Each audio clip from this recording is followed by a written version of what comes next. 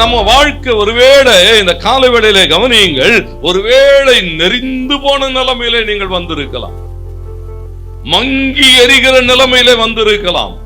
ஆண்டவருக்கு மகிமை உண்டாகட்டும். தேவன் ஒரு சால்வை அணிந்திருக்கிறார். அது வைராக்கியத்தின் சால்வை. அது என்ன செய்யாதான்? உன்னை நெறிந்து போன நிலையிலே விடாது, உன்னை மங்கி எரிந்து அணைந்து போகிற நிலையில விடாது. திரும்ப என்ன செய்யுமா? புதுப்பிக்கும், உயிர்ப்பிக்கும். வாழ்க்கையில எவைகள் எல்லாம் சத்துருக்களாக இருந்தாலும் தேவன் மேல் இருக்கிற ஒரு வைராக்கியத்தின் சால்வை, நமக்காக கிரியைகளை நடப்பிக்கிறவர், நமக்காக காரியமாற்றுகிறவர். அவர் சொல்லுகிறார், சத்துருக்களோடு கூட என்ன செய்வாரா? அவர் யுத்தம் கலப்பார். அவர்கள் அதை அறியாது இருக்கிறார்கள், அவர்கள் அதை காண்கிற போது வெட்கப்பட்டு போவார்கள் என்று வேதம் சொல்லுகிறது.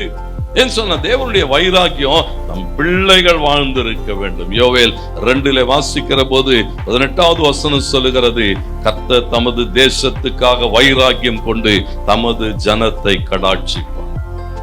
நல்லா கவனிங்க, இந்த வாசிக்கப்பட்ட எல்லா அதிகாரங்களையும் நீங்க போய் திரும்ப ஒரு முறை அந்த அதிகாரங்களை வாசித்து பாருங்கள். அந்த அதிகாரங்கள் சொல்லுகிறது தேவனுடைய ரட்சிப்பு, தேவனுடைய விடுதலை, தேவன் தருகிற ஆசீர்வாதம், தேவன் தருகிற அபிஷேகம் எல்லாம் தேவனுடைய வைராக்கியத்தினால்.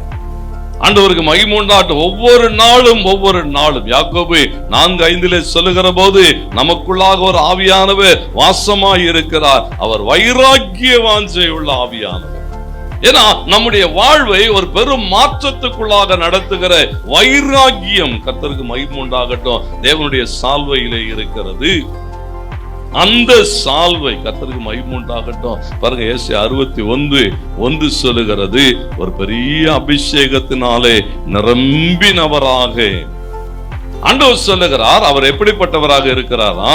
தேவ ஆவியானவர் என் மேலே இருக்கிறார், அவர் என்னை அபிஷேகம் பண்ணி இருக்கிறார்.